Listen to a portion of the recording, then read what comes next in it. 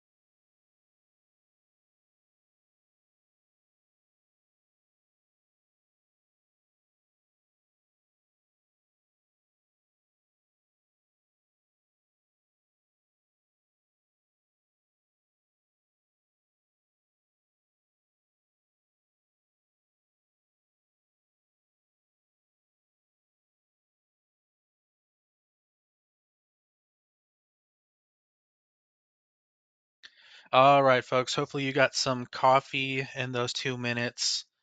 We're going to go ahead and start this training today.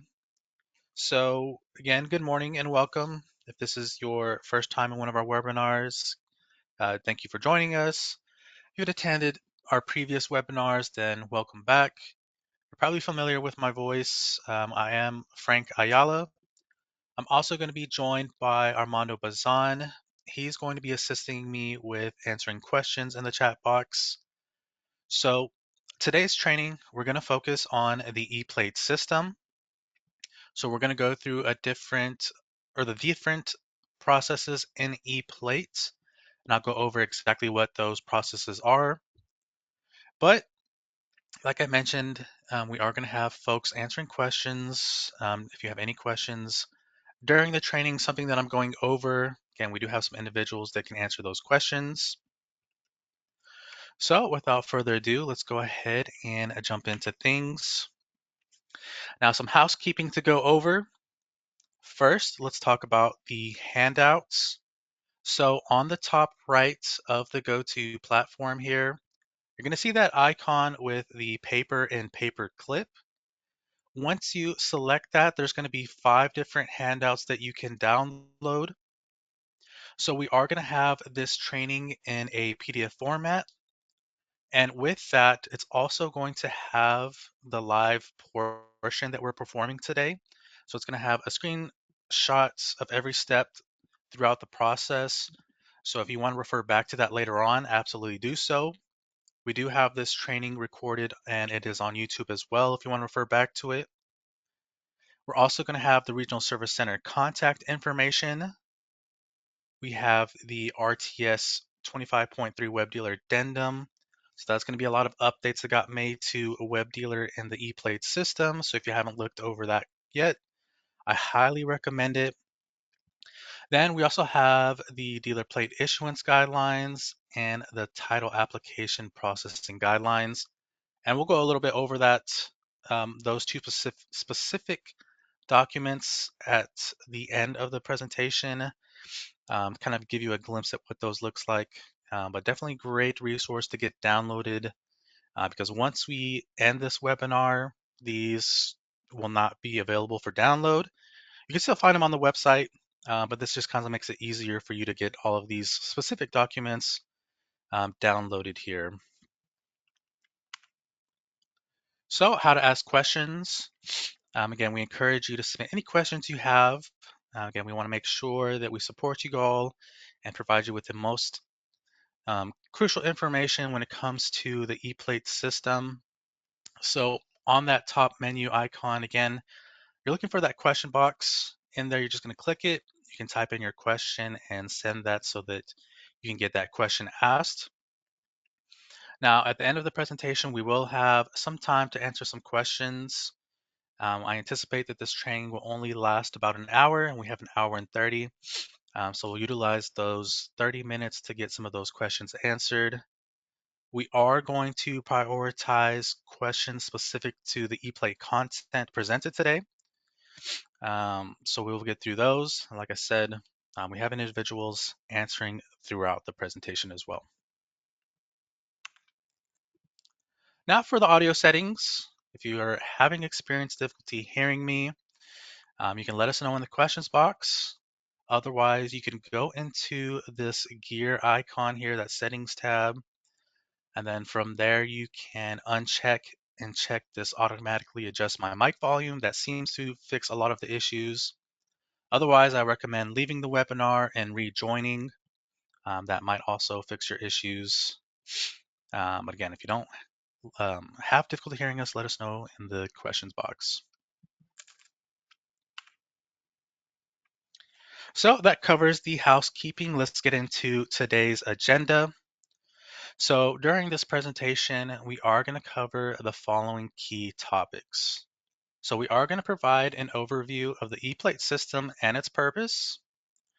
We're going to talk about vehicle transfer notifications, and this is going to be live. So vehicle transfer notifications and on, that will be in live, and that'll be done in ePlate, so you can see what that looks like.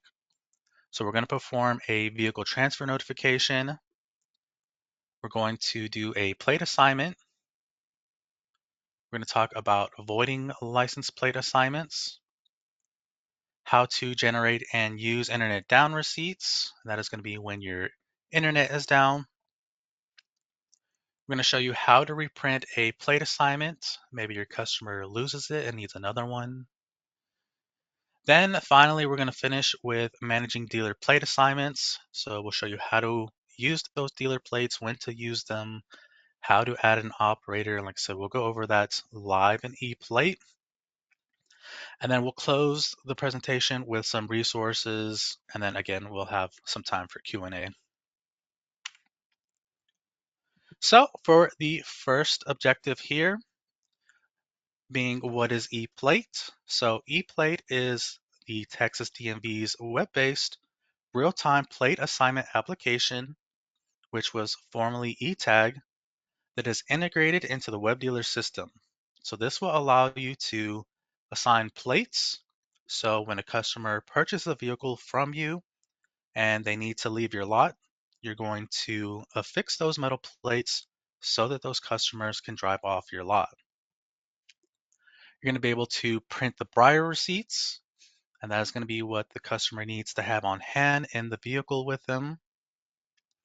And then also internet down receipts. Again, if the internet goes down, you can have those receipts printed so that you can still perform transactions while the internet is down. And then finally, it's going to allow you to process vehicle transfer notifications. And as a reminder, vehicle transfer notifications, those are mandatory for dealers that are receiving vehicles with a Texas record. And that is going to be whether you're getting a vehicle in from trade, or maybe you're purchasing a vehicle from a customer, another dealer, or maybe from an auction. So that does conclude the PowerPoint portion. As I mentioned, we are going to go into ePlate and perform some of these processes live. So let me get that started here. So here we are on the web dealer login page. Again, you're going to log into your dealers tab, and you're going to be utilizing your eTag or your web dealer credentials. Those are staying the same. Of course, you always have these options here. If you forgot your username or if you forgot your password, you always have those options to do so here so that you can get back those credentials to get logged in. You also have a create a new user option here. But let's go ahead and get logged in here. Now, once you do log in, you are going to be presented with 4 different applications here. So the one that we're going to be talking about again is going to be ePlate. So you're going to select this second option for ePlate. And again, this is the web dealer portal. Once you log in, you can choose which application you want to go into. So once you are in ePlate, I know that I'm in ePlate because on the top right, I see ePlate here. You can toggle through those different applications. So if you need to go into web dealer, eTitle, or inventory, you can swap out without having to log in and out of. But we are going to stay on ePlate here. So it's going to look very familiar if you've used eTag before or any of our other applications. It's very set up very similarly. You're going to have this activity box on the left, kind of just summarizes some of your plate assignments. Then you're going to have this account drop down here.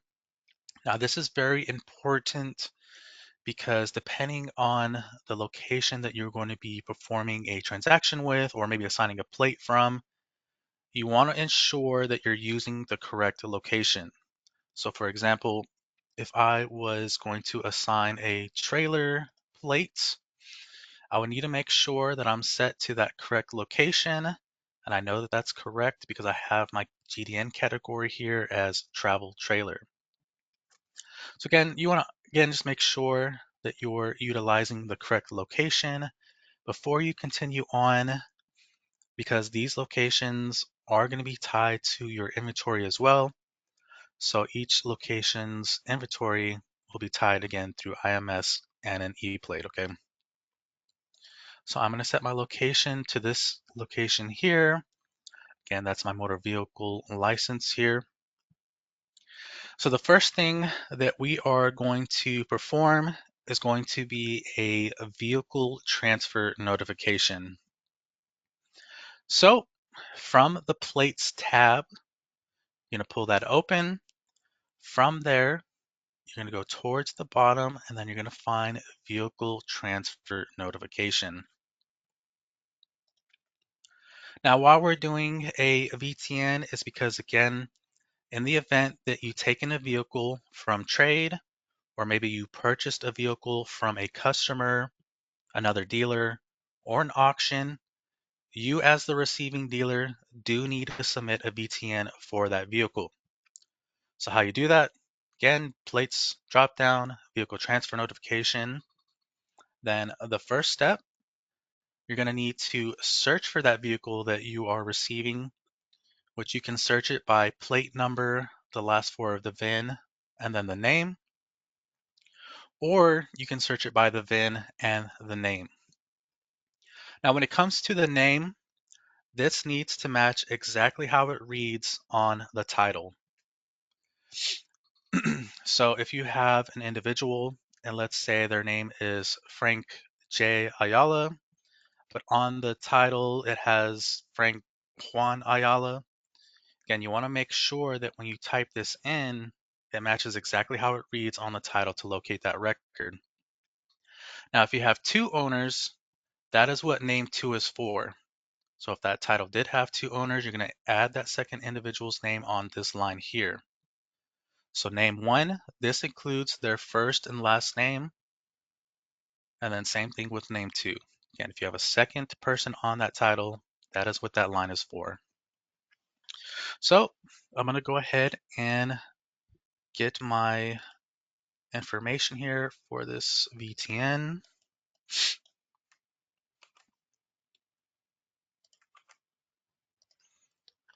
Then the last 4 of the VIN,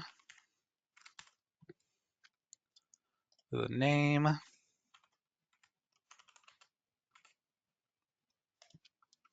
So really quick, I did want to show what you might come across when it comes to vehicle transfer notifications.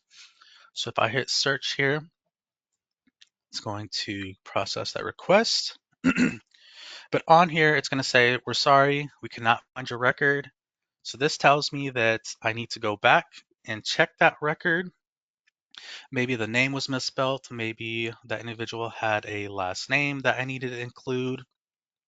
But another thing that I recommend getting very familiar with And what I, again, recommend doing is searching for that vehicle with the full VIN and with the name. So I'm going to search with the full VIN here. And then that name, again, I'm double checking the title, making sure that that's correct. So let me go ahead and hit search. So once you have located that record, you're not going to get that error message any longer. It's going to pull up that vehicle information and everything's going to be pre-populated. So on here, you're going to go through those red asterisks, make sure that everything is correct. If the body style was incorrect, you could go ahead and change it now. If the major colors change or you need to get that updated, this would be the time to do so. Now for this specific vehicle, for example, the plate number would have pulled up. Now this could be that this vehicle didn't have that plate or didn't have a plate. Maybe it was a title only. But for this example, this plate had already been used and that vehicle just didn't have a plate.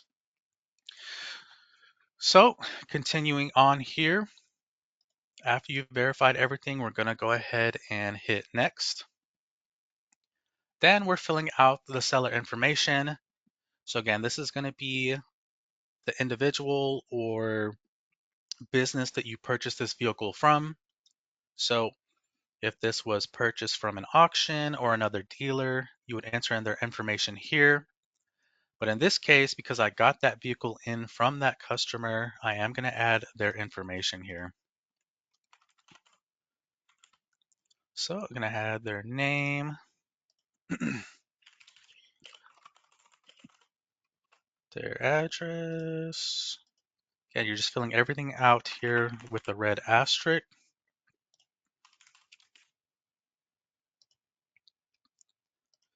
Okay. Now, one thing to note here, this email doesn't have a red asterisk, but if you were to include that, then this individual that you're filling this VTN out for, they will receive an email notification letting them know that that VTN was submitted. So just another thing that you could provide for your customer. Just think of it as another service that you can provide. So now that we have that information included, let's continue on. So from here, now we're going to enter the transfer details. So the sale date. So when you purchased that vehicle or traded in that vehicle from that customer, we're going to add today's date.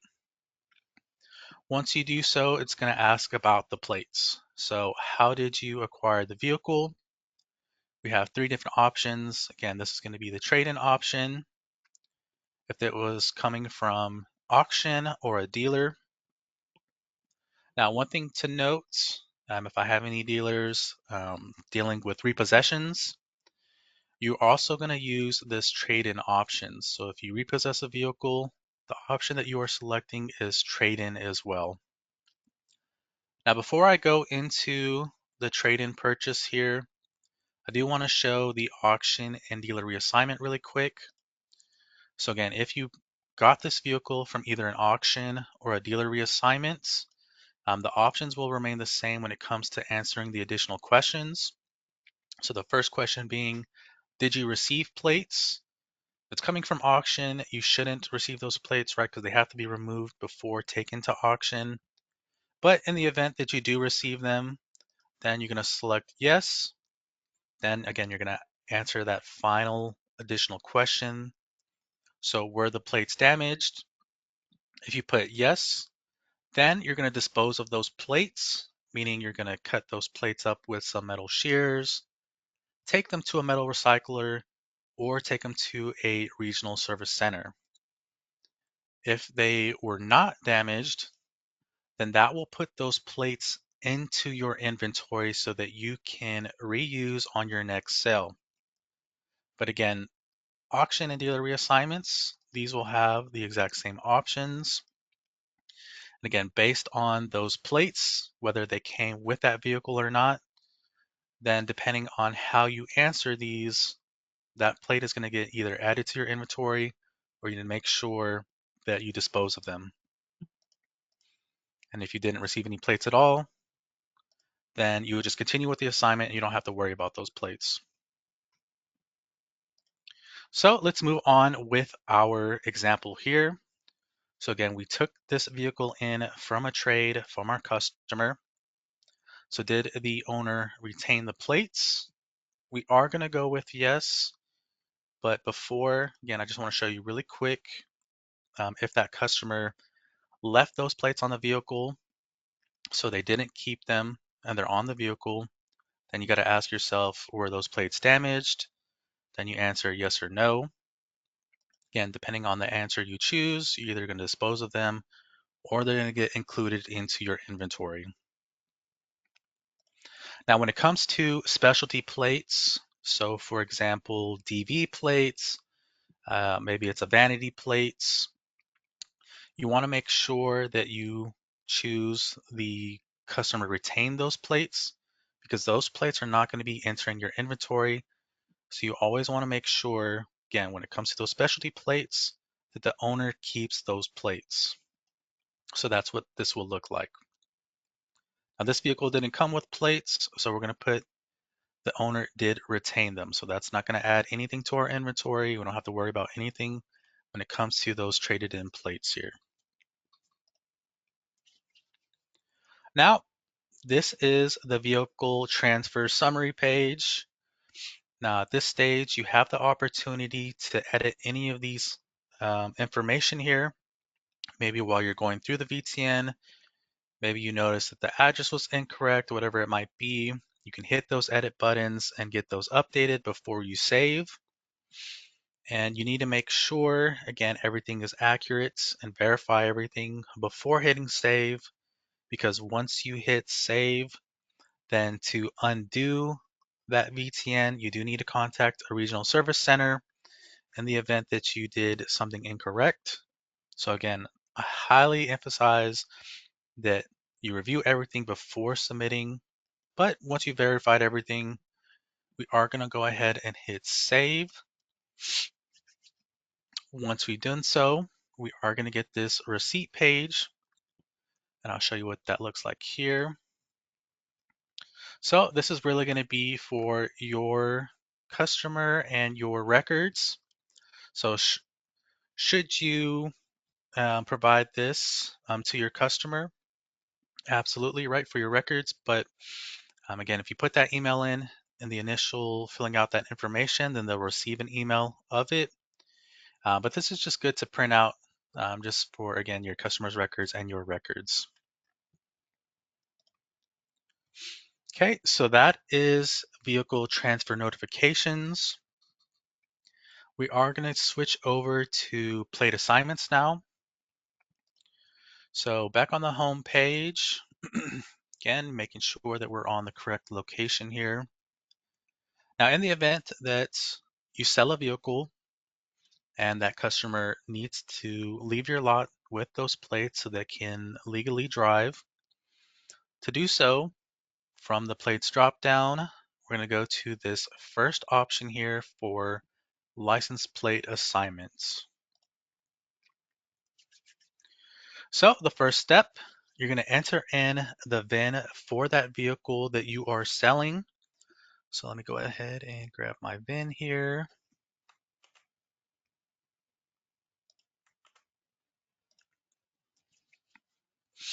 Then you're going to get search, make sure that this is the correct vehicle.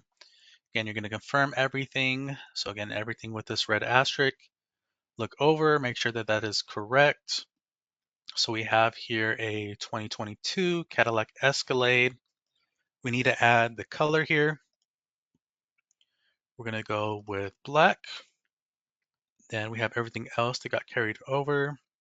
So we have the empty weight, 6,000. Now on the bottom here, if this is going to be a leased vehicle, again, you want to make sure that you're marking those accordingly. For our example today, this is not going to be a leased vehicle, but we have verified that this is the correct vehicle that I am selling to my customer. So let's go ahead and hit next. Now we're going to enter in that owner information. So this is the individual that you are selling this vehicle to. So let's go ahead and fill that out. So we're gonna have purchasing this.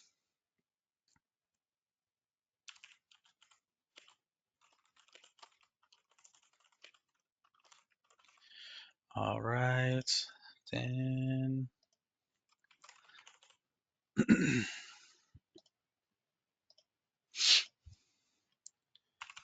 again, you want to make sure that when you're filling this out, everything is accurate. Before submitting this plate assignment, again, you're going to double, triple check everything. So we're going to enter in the county. County will get populated based on the zip code that you enter. So I have a Arch Manning who is purchasing that 2022 black Escalade from me. So we're going to go ahead and hit next.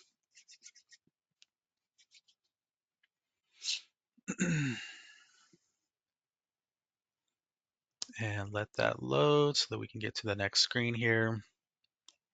Again, we're using Arch Manning here as our example today, as he is the pride and joy of Texas right now. So definitely want to get him sold and set up with that 2022 Escalade here.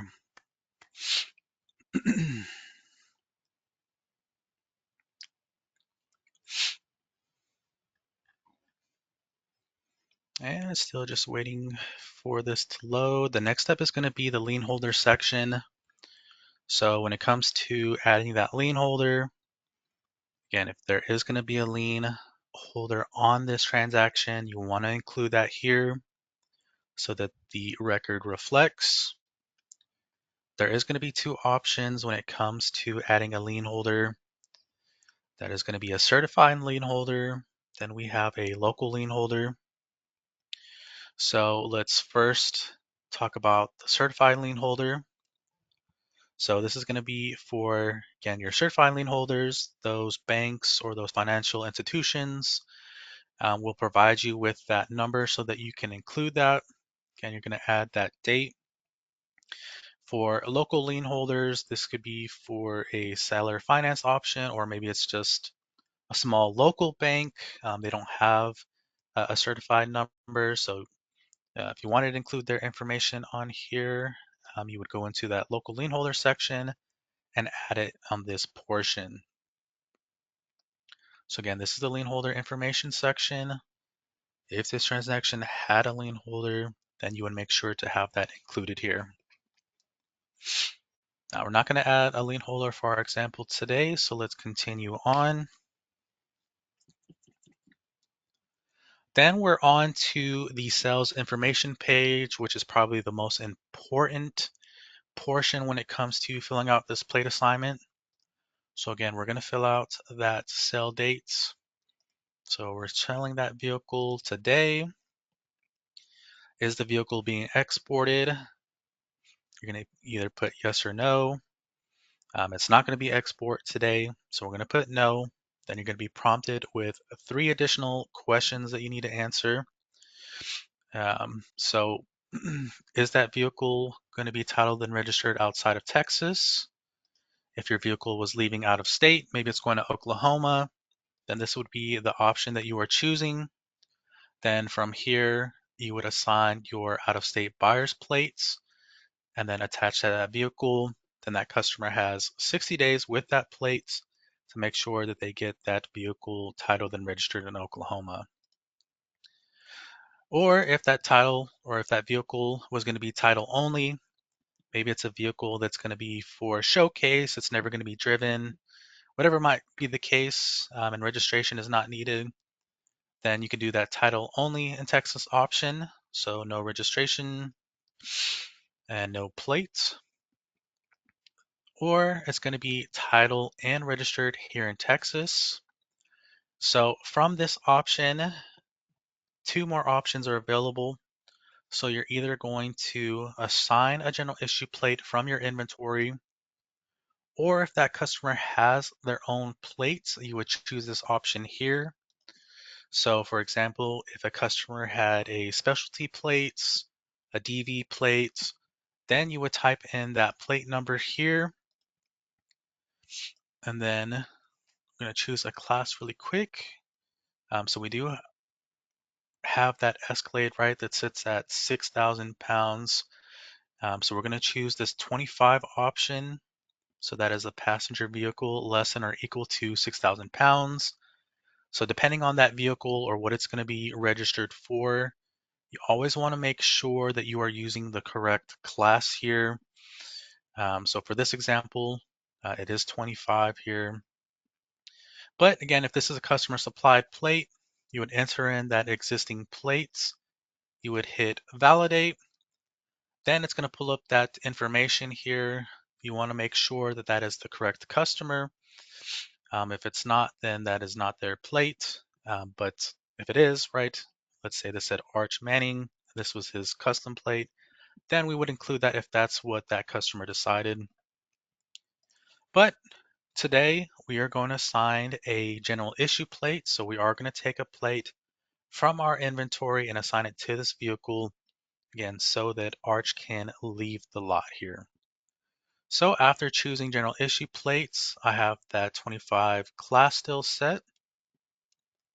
Let's go ahead and hit retrieve inventory. And this is going to pull up your inventory from your IMS.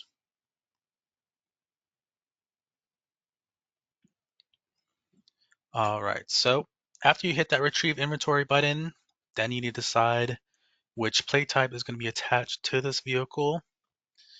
For this vehicle, again, we have that passenger 25.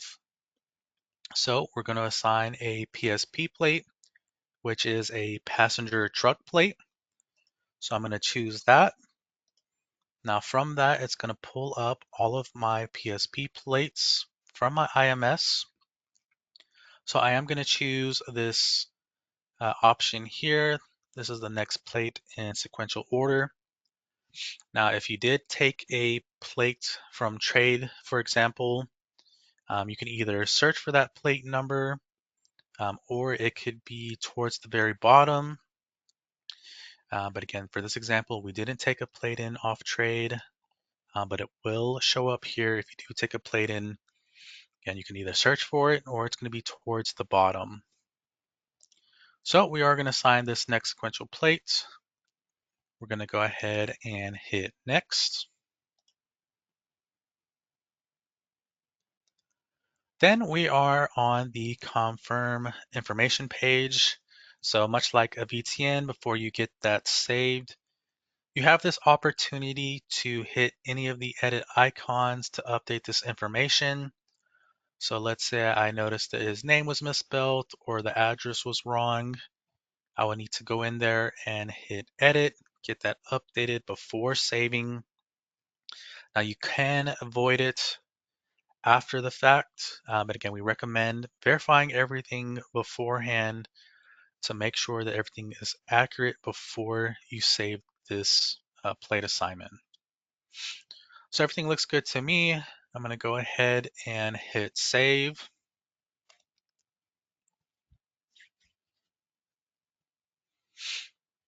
Now, once I've done so, it is going to provide me with the receipts.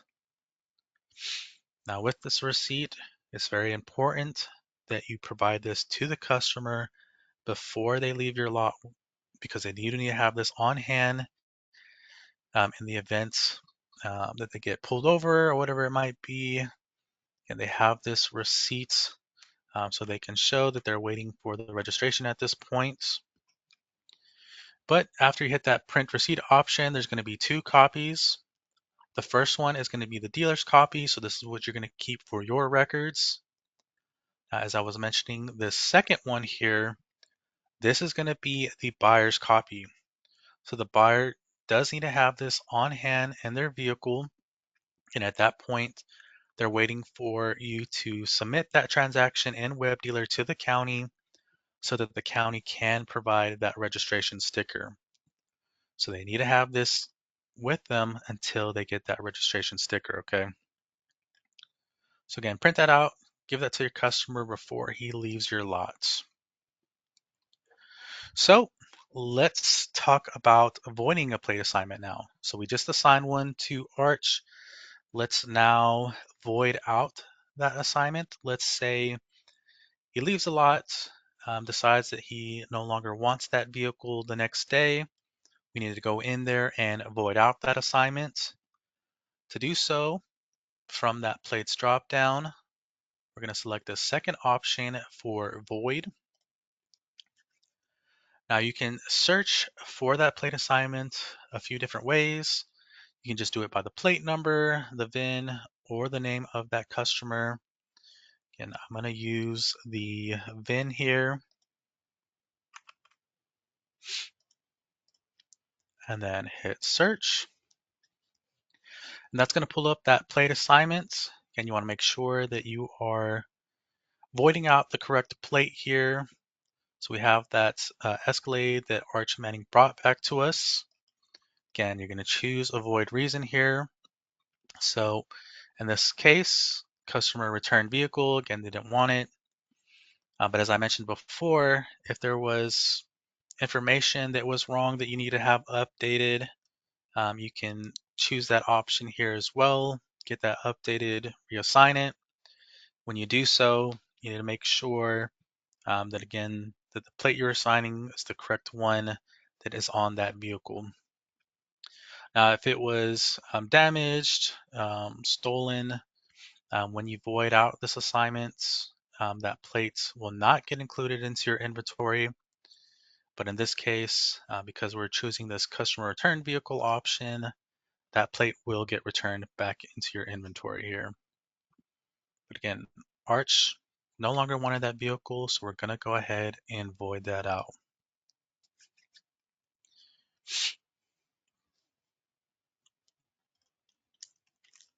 So I hit void plate. I'm going to wait for that to load. Okay, on here, we're going to get that success message here letting us know that that plate was voided. So we have this here, and that is going to be back into our inventory. And that is how you void a plate assignment. Now let's talk about the internet down receipts. So in the event that your internet goes down and you have a sale, that customer wants to leave your lot with that vehicle and start driving it already, you would have need to have those internet down receipts. So from that plates drop down, you're going to go to internet down receipts. And this is something that I recommend you do ahead of time. You don't want to have a customer come in and you don't have any of these. So when it comes to those receipts, you're going to have how many you're allowed and how many you have remaining. You're going to be able to print out 30 at a time, which is what I recommend doing so. Because I'm using a test environment and I don't want to continue using the ones that we have, I am going to go with one so that you can see what that looks like, so that you can have those receipts on hand. Again, if the internet goes down, that way you can still conduct business here. Now, there are some good printing instructions on here. I recommend going through these so that you can familiarize yourself with them. But once you hit this next button, that is going to take from your remaining balance and it's going to have those receipts that need to be printed right then and there. So I'm going to have the number one receipt that I need to get printed out here. I'm going to go ahead and hit next. Again, I'm preparing in the event that my internet goes down. So I have my internet down receipts. Again, you want to get those 30 printed out so that you have those on hand. So I'm just going to use this one here, show you what that looks like. So we're going to have the dealer's copy, and then we're also going to have the buyer's copy. So if you have a sale, the internet's down, what you're going to do is you're going to hand fill these receipts. You're going to keep one for your records here, and then you're also going to fill one out for your customer because again, they're going to require that they have that on hand so that they have that until that registration sticker is provided to them. So that's what those receipts look like. Just gonna get this.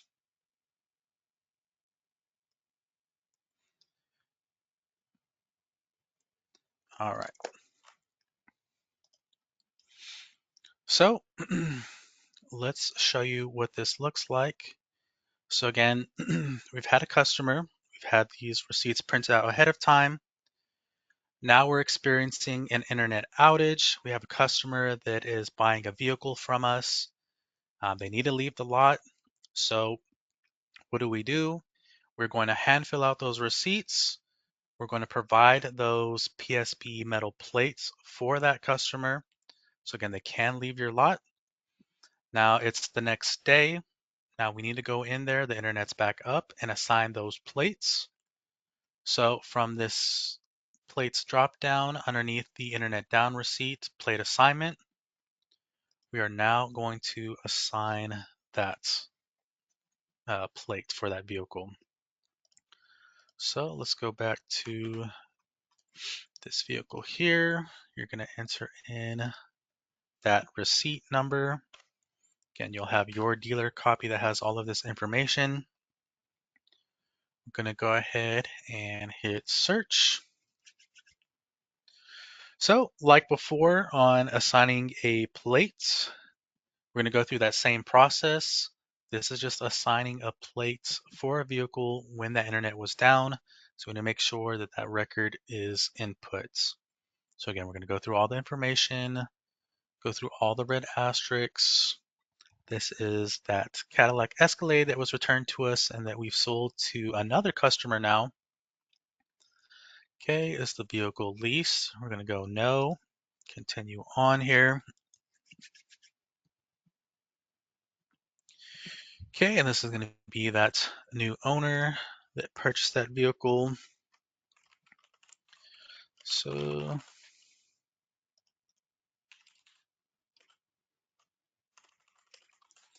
okay, again, you want to make sure that everything that you enter is accurate so that the record reflects that. Okay, so we have all of the red asterisks filled out. I'm going to go ahead. Oh, and as I say that, the county pops up here. Okay, so we're going to go ahead and hit next here. All of the red asterisks are filled in. I've verified everything is accurate. So let's continue on. Again, we're on the lien holder information section. So if a lien holder needed to be included, this would be the time to do so, whether that was a certified lien holder or a local lien holder. Again, you want to enter in that information and get it included. We're not going to go with a lien holder, and we're going to go back to the sales information page. Again, when was this vehicle sold? So we'll say yesterday, right? The internet was down yesterday. That customer left off the lot yesterday. We gave them those plates. And today we are just going in there and assigning it. But we did sell that vehicle yesterday. It wasn't for export. And it was going to be a vehicle titled and registered here. Okay, and we did assign a general issue plate. And this is, again, passenger less than or equal to 6,000 pounds for the registration class here.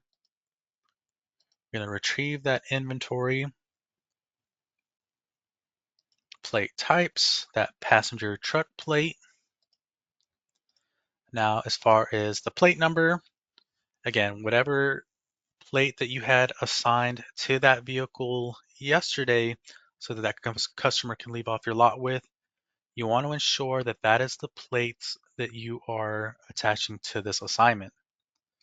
So yesterday I gave the customer the 4378 plate. I know that because, again, I had that filled out on my dealer copy for the internet down receipt, and that is the vehicle that they have on their vehicle. So again, you want to ensure that the plate number that you are assigning is the plate number that you attached to that vehicle while the internet was down. So we're going to continue on here. Again, we're given the confirmation information page. Again, verify everything is accurate before saving that.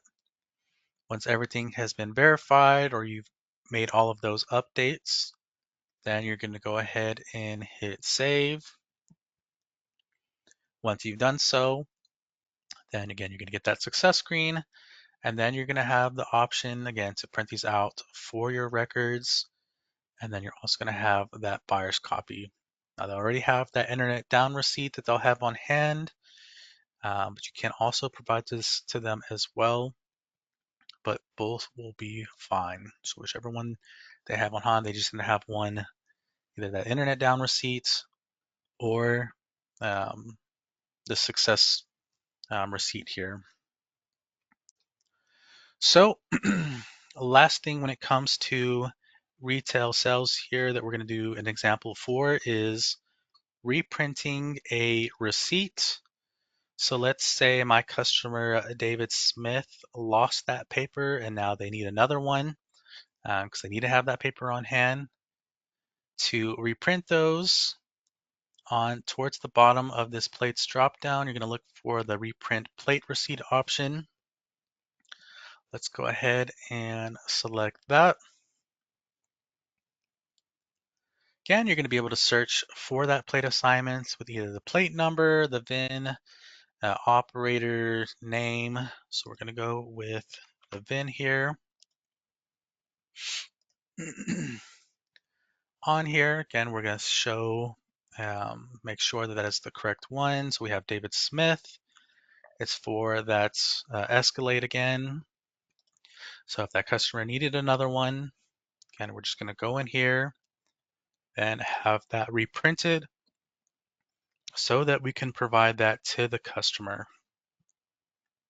Or if you wanted to reprint the dealer's copy for your guys' records, this would be how you do so as well. So let's move on to the dealer plates now. So from the plates drop down, you're going to find the dealer plate assignments here. We're going to go ahead and choose this one. There are 3 options when it comes to the dealer plates. So let's get into the assignment first. So this would be in the event that you are going to use either a standard dealer plate or one of the blue temporary dealer plates for maybe transporting a vehicle. Maybe you're moving a vehicle from one location to another location, or maybe you need to have that vehicle moved to a service location so that it can get worked on. If it's going to be for transporting purposes, then you need to go in here and assign those plates. Or another good example would be if you provide loaner vehicles. So if you were going to provide a loaner vehicle, you would need to go in here and assign those plates as well. So now this is going to be a vehicle that we are providing a loaner vehicle for. So let's go ahead and search that.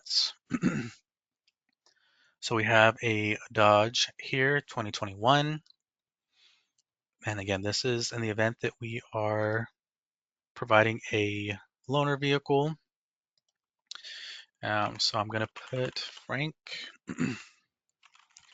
Smith and when this plate was assigned, and then you're going to add that dealer plates. So from this drop down, you're going to have a list of your blue dealer temporary plates or your standard dealer plates.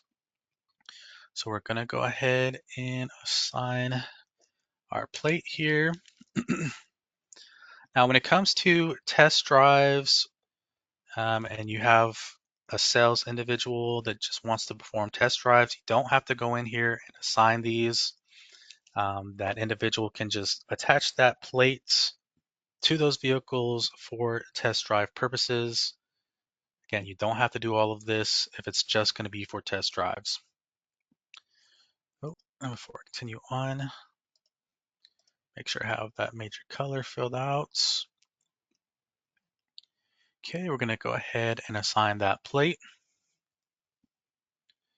And it's telling me that this plate's already used, so I need to go back, make sure that that plate is not being used.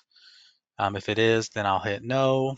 If it isn't being used and I want to use this plate for this loaner vehicle, then you would just hit yes. But let's go ahead and use a different plate here actually.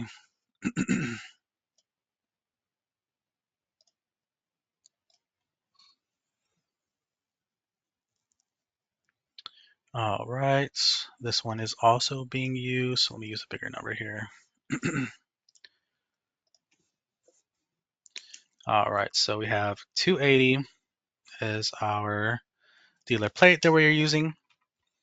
So from here, again, you're going to print out that receipt for your records. So on here, we have that dealer plate assigned to which vehicle. So we have that dealer plate number, the VIN, that vehicle that it was assigned to. And again, you want to make sure you have these for your records. Otherwise, you're going to close that out, provide that loaner vehicle. Now you have the options to either change that user or you can remove the assignment. So if we wanted to change the operator, I'll show you what that looks like really quickly here.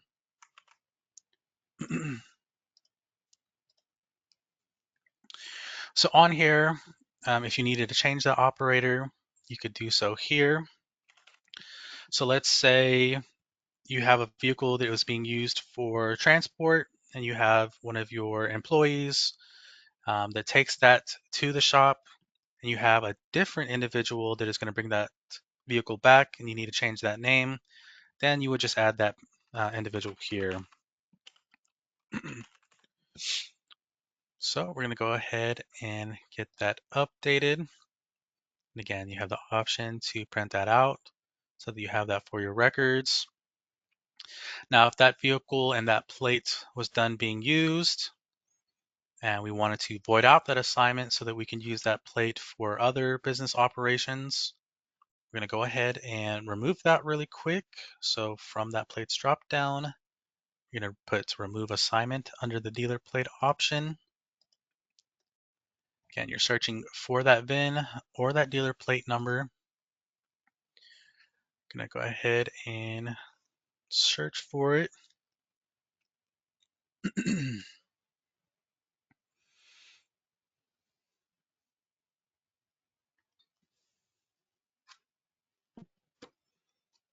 And again, while that loads, again, you're utilizing these plates in the event that maybe you need to transport it somewhere. Maybe you're transporting vehicles to auction or from auction.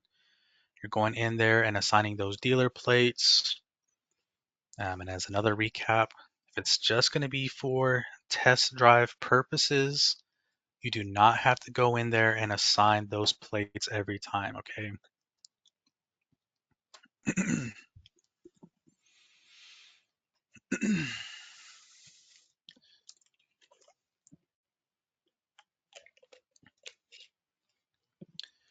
All right.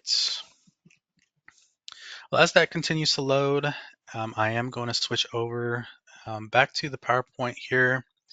That is the last of the live training. So once that comes up, then I'll bring that up really quickly so you can see what that looks like. Essentially, you're going in there. Again, you're searching for that VIN. You hit search. Then there's going to be an option to remove association. Then that's just going to remove that plate from being assigned to that vehicle so that you can reuse that plate. And here's what that looks like. So again, confirming everything, we have that plate. So we're going to go ahead and hit remove association. We'll get another success message here letting us know that that assignment was successfully removed. So now that plate that I had used, now I can use that for another business purpose, right? So that concludes the live portion. Now we're going to close things off, talking about some resources really quick. And then as I mentioned, we do have about 30 minutes here to get some questions answered. So when it comes to the resources, we did put out 2 new great resources that if you haven't taken a look at these yet, I highly recommend getting these downloaded. Again, you can find them on our website or in the handouts tab right now. This first one here, this is the title application processing guidelines document. This will let you know which transactions you are going to perform in WebDealer and which transactions can't be done in WebDealer. So if you need to know that information, I highly recommend, again, opening this up, getting those downloaded. You can also locate it here using these QR codes. So if you're on your computer and you have your phone handy, you want to pull what these look up, or you want to look these up really quick, utilize these QR codes to pull them up. Then we have the dealer plate issuance guidelines documents. And this kind of outlines what plates are going to be used for your transactions. So you kind of have like a sneak peek of what that looks like. These are all of these uh, general issue plates, excuse me, that you would have on hand that you can assign to vehicles. It's going to talk about when to use the buyer provisional plates, um, your dealer plates, any of those plates, and how to use them. All of that information is going to be in here in this nice little chart here. Now for training, again, if you have time to get that handout downloaded of this training, in the PDF on this specific slide, all of these are going to be links to some of the trainings that we have available. So a lot of metal plate training is done. We have a lot of videos here. When it comes to the ePLATE training, I had mentioned at the beginning of the training that we do have this training on YouTube. That's what this link here, it's going to provide you with that exact training that I just did. Again, you can kind of take it at your own pace. There's not going to be any loading screens like we had right now, but if you want to refer back to it, again, it's going to be on here, or you can just visit the TXDMV's YouTube page. So a lot of valuable trainings available here. I recommend taking as many as you need to get familiarized with these systems. Now, lastly, we're going to talk about Gov Delivery, which we do almost every webinar, right? So if you haven't already done so, make sure to sign up for these notifications. To do so, on our webpage, that's just www.txdmv.gov. On the very bottom right, there's going to be this Connect with Us option here or box. I'm going to select this second option for email updates. Then I recommend selecting all of these notifications. So as new trainings or new information regarding House Bill 17 comes out, you want to make sure that you're signed up so that you get those notifications, okay? So if you haven't done so, or you need to go in there and make sure that you have the newest settings set, you can always go back in there and update the notifications that you want. Now that does conclude our training. So we are going to open it up to some questions here. As I mentioned before, I have Armando Bazan that's going to assist with answering some of these questions. So let's get into that. Thank you, Frank. That was a great presentation. Just to kind of clear up some confusion for anything is as per House Bill 718, and this is going to address a lot of vehicle transfer notification questions. It is mandatory for all dealers to submit a VTN on vehicles entering their inventory from a customer, another dealer, or an auction. I just want to clarify that. So when you're doing that VTN, again, it's when it's entering your inventory, either you're buying it from a customer, another dealer, or an auction. And it's also if you are repossessing a vehicle, you're putting it back into your inventory, you would do a vehicle transfer notification. And to just piggyback off of that too, because I see a question here about do we have to enter a VTN when the vehicle comes with specialty plates. You still have to, again, you're going to submit that VTN for that vehicle coming in. Again, I recommend searching for that vehicle by the VIN and that user's name so that you can locate that record. But yes, if it has a Texas record, and just like Armando had just mentioned, if that's coming in from a trade or you purchase that from another dealer or auction that has that Texas record, you do need to submit that VTN. It does need to be within 30 days. If it doesn't have a Texas record, so if it has an MCO or maybe an out of state title, then yeah, you don't have to submit it for those vehicles. Again, this is just for Texas records because I do see some other questions in there. But yeah, MCO, there's no Texas record, so you don't have to worry about submitting a VTN for those vehicles either.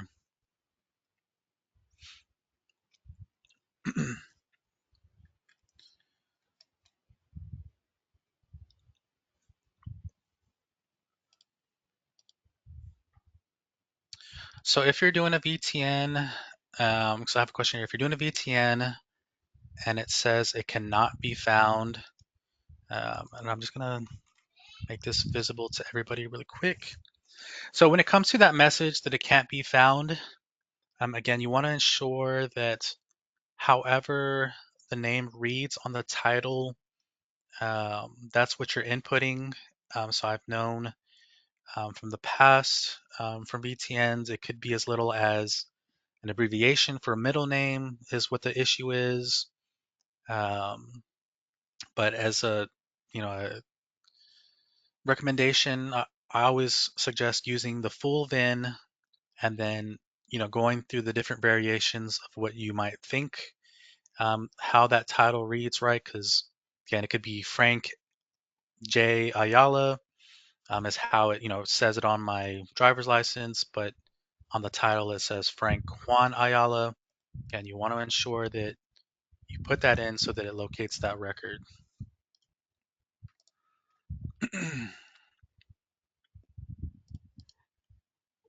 And we are getting a lot of questions, but just to advise you guys that we are prioritizing the questions specifically to the ePlate content presented today that Frank just mentioned.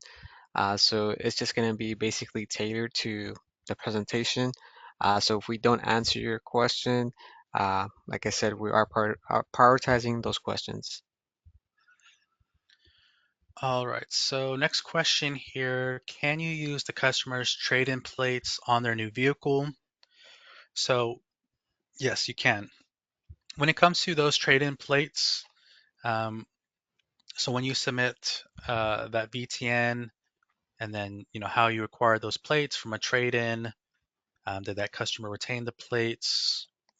No, right? If that plate gets added into your inventory and you happen to sell a vehicle to that same customer, again, that plate is going to be in your inventory dropdown. You can either search for it or it's going to be towards the bottom of the dropdown when you're assigning a plate. But absolutely, if that customer wants to reuse those same plates that they previously had, then absolutely they can. Um, Again, that's up to your business practice.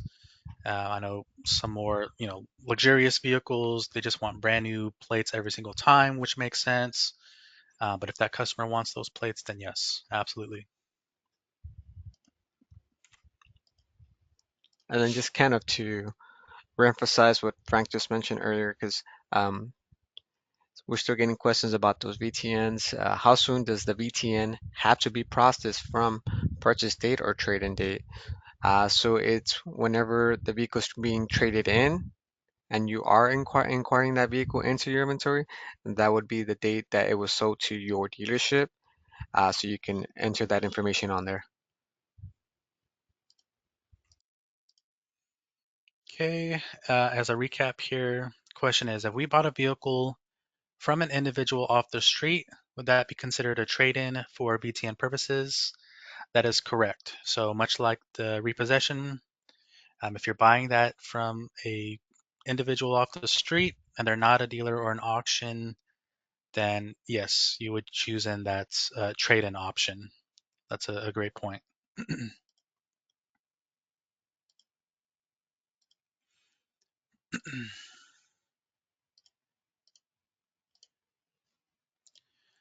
All right, let's see.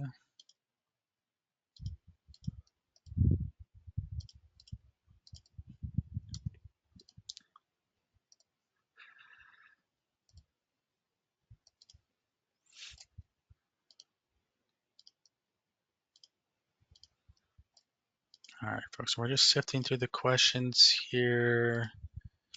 Again, we do have some individuals answering questions in the chat too. I just want to make sure that we're not double dipping here.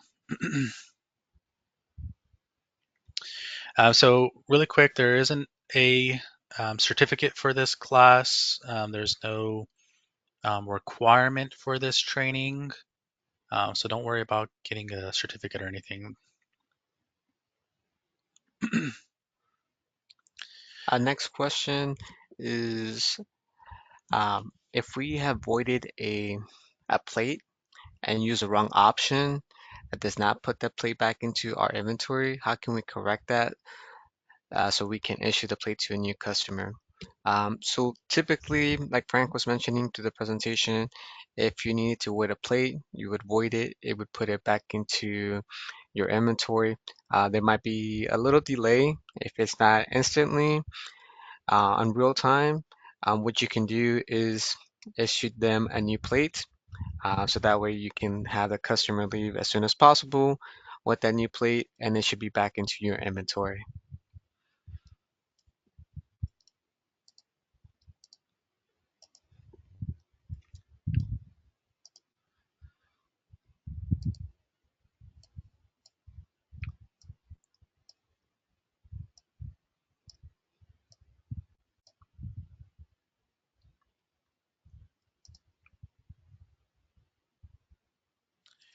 Okay, how do I sign a provisional plate?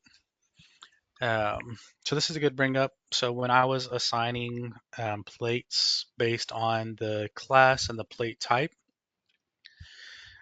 let's say I don't have any more PSP plates and all I have are the purple provisional plates. So those purple provisional plates will be prompted that you can choose from. But again, this is going to depend on the class and the plate type that you're going to be assigning. If it's going to be an apportioned vehicle, right, it's going to receive those apportioned plates. Once you select apportion as the registration class and choose the plate type, then it's going to show the provisional plate that you can assign. And we'll work on getting trainings that show exactly that as well.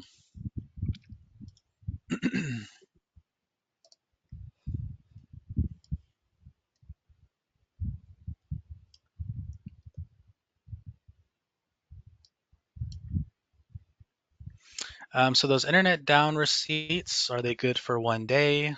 No. So again, we recommend you have those printed out and you have them on hand, maybe storing them in a filing cabinet, maybe with, where you store your plates. So that in the event that, a week from now your internet goes down, you have those readily available. But again, recommend having those out, but they're good until you use them. And then again, once the internet comes back up, then you go in there and make sure that you assign those plates. Next question is from Hudson is I just got this error message when attempting to do a VTN with you. An error occurred while adding plate number to dealer's inventory.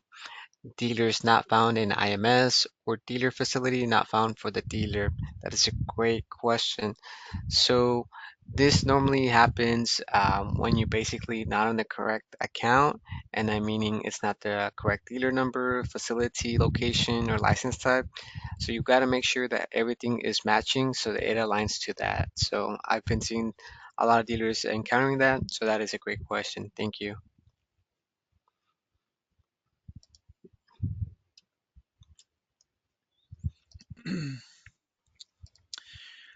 Which plate is just for road testing? Again, if it's just going to be for testing purposes, then you can utilize your standard dealer plates or your blue dealer temporary plates. Again, just for test driving purposes, you do not have to go into ePlate and assign those every time. That sales individual is just going to attach them to that vehicle, do that test drive. Then if they need to do it for another vehicle, then just move that plate over and continue test driving that vehicle.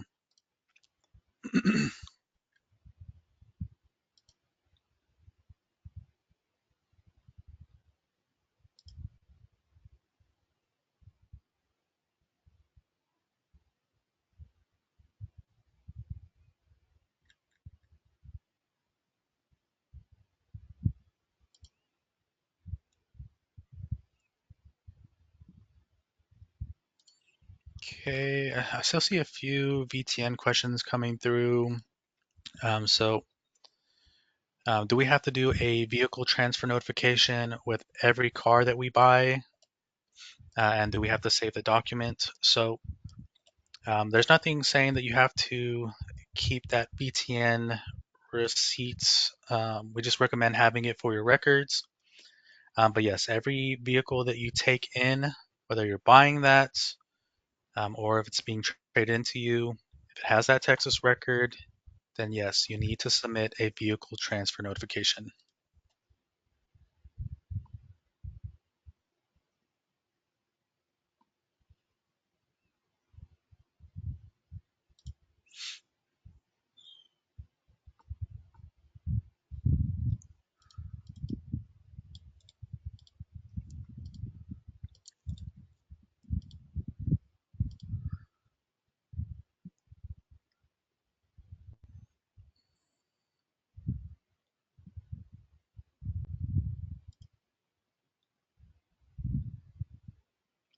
So on the VTN, and this is what the question is, on the names one and two, are both those named current owners or current and previous owner? So it's just going to be the current owner. The name one, again, that is the first and last name or however it reads on the title. If that vehicle had two owners, then that is what name two is going to be used for, to enter in that second individual's name. But again, that's just the current owner, so whatever that title reads.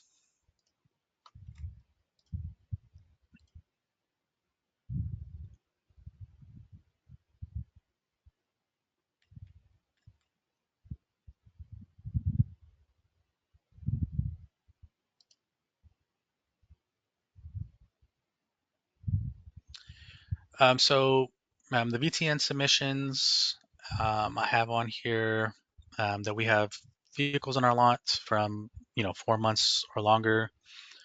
So anything that was on your lot before July 1, right? You don't have to worry about submitting a VTN for those vehicles. Again, anything that entered into your lot July 1 and on, that is when you have needed to submit those vehicle transfer notifications. So again, anything before that was sitting in your lot, don't worry about submitting those VTNs. You can submit them for them, but you don't need to. Next question is from Michelle. It's a long question. So her scenario is if we have a lease and they paid off, um, they have and they paid off, then we have to do a VTN as a trade-in so we can reassign the plate and take us off the lien holder. We see the plate in our inventory. Now we reissue the plate to the same customer. Remember, they are leased the trailer and purchased in full after X amount of months or years. we're able to use that same plate. Once we put all info in web dealer, is all good. Once the tax office approves it, it is a glitch and has the tax office provide a new plate, which is incorrect. The customer has a plate showing no lien. Tax office does not know what to do except issue a new plate. Any advice? Yes, so it might be a misalignment between the inventory status and the counting system, uh, but the county can reconcile that at the county level, speak to someone on their end, so they can align that and maybe do a manual process.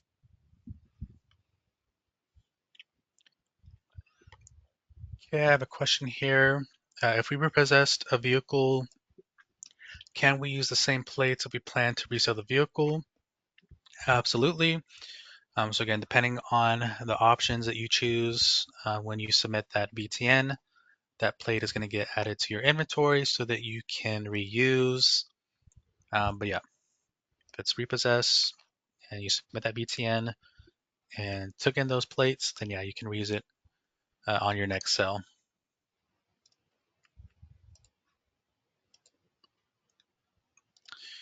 So if you only received, because the question is, what should we do if we only received one plate from auction or seller? Then that is fine. Again, auction, I'm surprised if you receive plates at all. Just whenever you are submitting that VTN, you want to just mark those accordingly. So, if that one plate is damaged, and you don't want to worry about it getting included into your inventory, then, just fill out the according options there so it doesn't get included. But yeah, I mean, if you get a plate from auction, again, I'm super surprised, but they should not come with plates at all.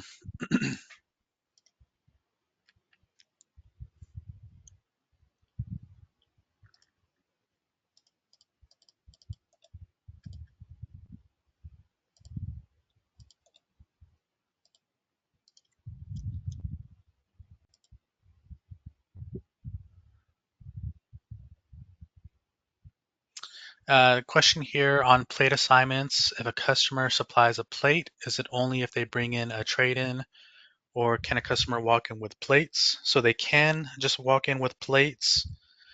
So let's say a customer has DV plates or handicap plates that are made that aren't, assigned to a vehicle. Maybe they just applied for them, or they're going to get those plates assigned to a new vehicle. Then, yeah, if they have those plates on hand, then absolutely they can just walk in without, having to trade in a vehicle. Or if they have a specialty plate, a custom plate that the guy had made, then yeah, you can attach that to that transaction for that customer as well. And I also just wanted to address on here, I know some of you might be calling our help desk, tickets, and etc. I do encourage you to have all the information as far as VIN numbers, plate numbers, your situation, what you're having, screenshots, anything like that that you can provide uh, to support that ticket. But with also being that said, I've also heard from numerous dealers a good time maybe, and this is just kind of feedback from everyone on here that I get from dealers is a late morning or early afternoon usually is a good time to call. You're more than welcome to call anytime, but just some feedback that I've been getting from dealers because I know there is some wait time, but for shorter times, that's what I've gotten back. Okay, next question here. Our county office is stating that the plate stays with the customer when there is a trade-in. Is this correct? So no, if you have a trade-in vehicle, then you as a dealership, it's up to your guys' business practice on how you reuse those plates. You can reissue them on your guys' next sale. It doesn't have to be to the same customer. It doesn't have to be to the same vehicle.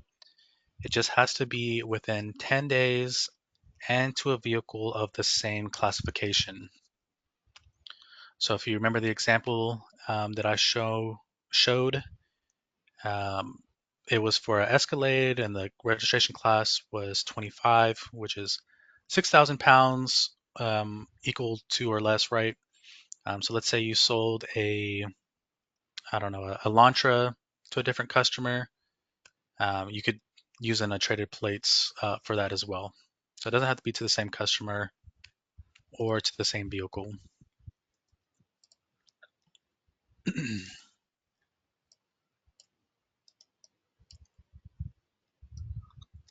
And then just right before, because I know we got about 10 minutes left, you do have those handouts on the top right-hand corner.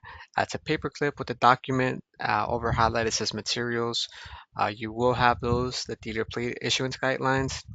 Very um, good guideline for that. We also have the live look at ePlate handout, which is the presentation we did today.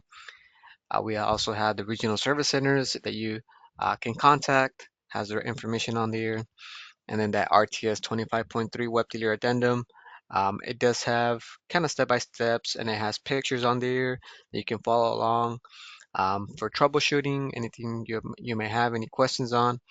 And then the title application processing guideline, another guideline to if you encounter any errors or what you can process, anything like that. So those handles are available before we end the webinar, so you can download, but you can also, like Frank mentioned earlier, you can find them on our website.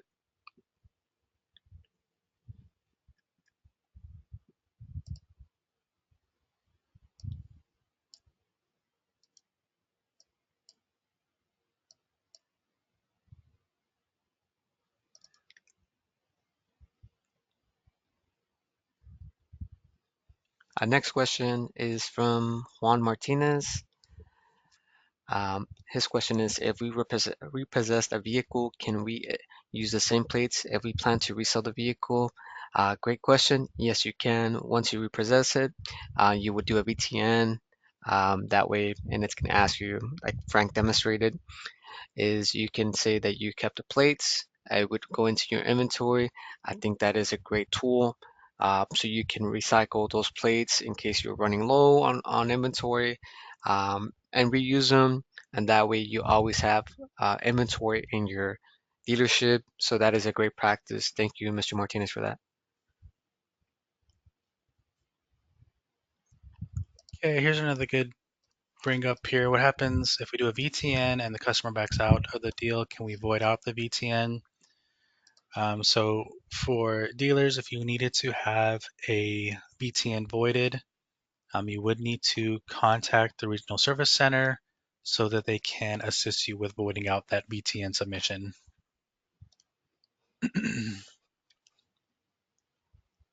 And then also just kind of elaborate a little bit on what Frank just mentioned. And this is we speak to a lot of dealers. Things that happen on a daily basis is when you're doing that VTN, is as a seller, that's going to be the person who's actually selling you the vehicle. It's not going to be your dealership as a seller, but the person who's selling it to you. That's a common practice that was happening and needing to avoid that. So before that happens, make sure that you input that information correctly on there so you don't have to void that vehicle transfer notification.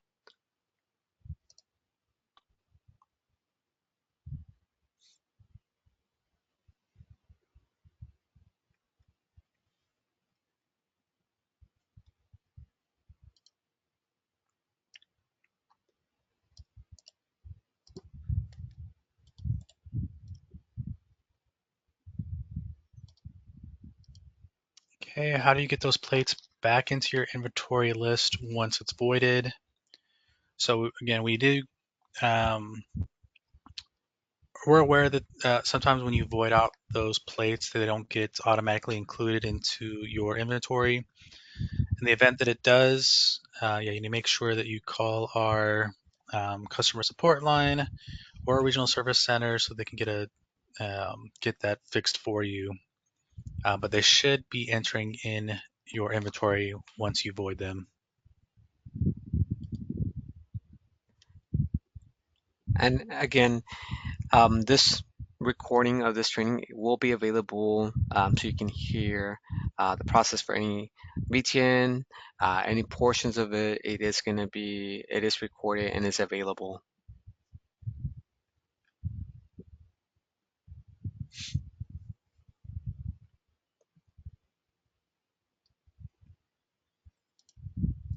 And we are going to post that in the chat here as well, so you have that available.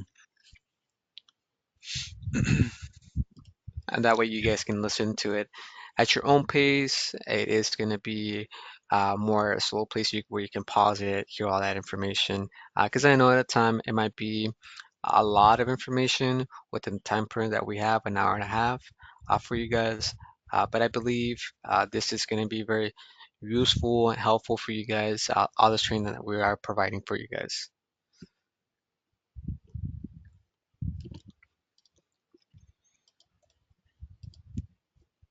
And if you have that handout downloaded really quickly, it's going to be this bottom link here. That's where you're going to find that YouTube link.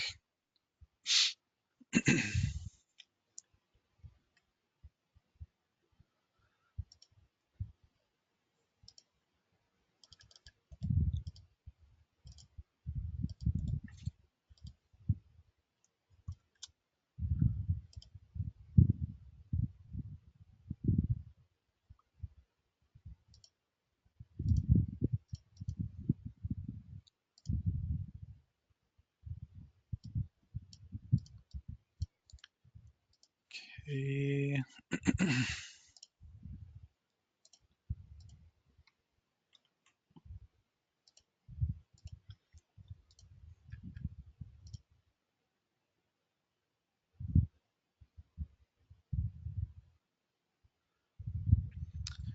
So vehicles purchased out of state and sold out of state never to enter Texas. What is the procedure?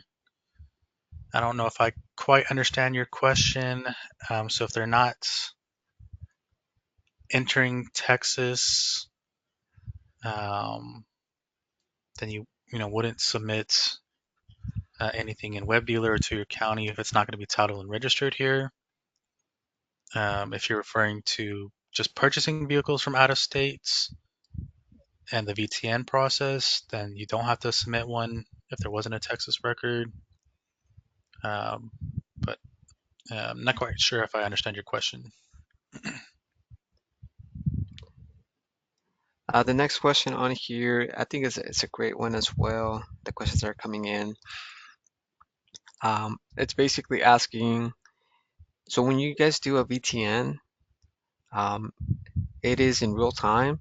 So what happens, sometimes you might have a little lag in between there, uh, but it doesn't instantly free up a plate for the assignment. So it might take about 24 to 48 hours. So it can jump into your inventory if you don't see it immediately or for you to reuse it. So just bear with the system. It's supposed to be instantly. Sometimes there is a delay or a lag. So then you would either have to issue a new plate. If not, give it some time, and then it would be onto your IMS.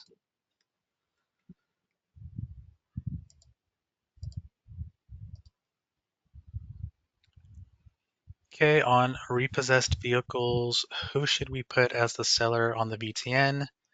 That is going to be the individual that you took that vehicle from, right? So, um, yeah, that individual that the vehicle was repossessed from is who you're going to put as the seller.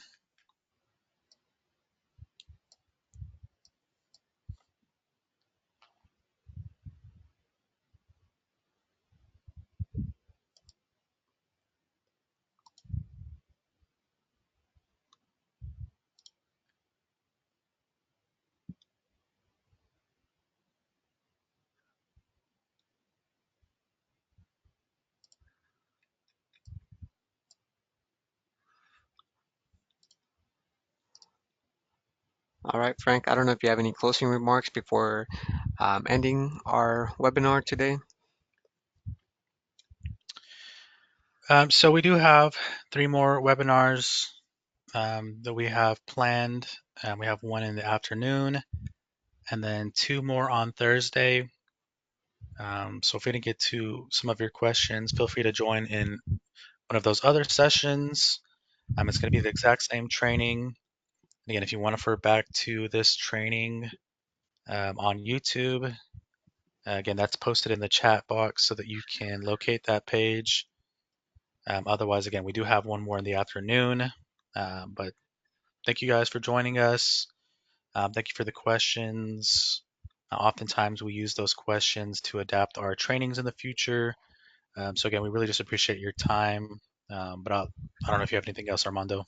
No, I just want to thank everybody for joining us this morning. I do um, appreciate you guys a lot. This is where, like, kind of what Frank was saying, is where we improve ourselves to pivot from any issues you guys are having, or talk about it more in depth. Those questions are very useful. So again, thank you for joining us today and this morning, and you all have a great afternoon. Yeah, thanks everybody. Bye.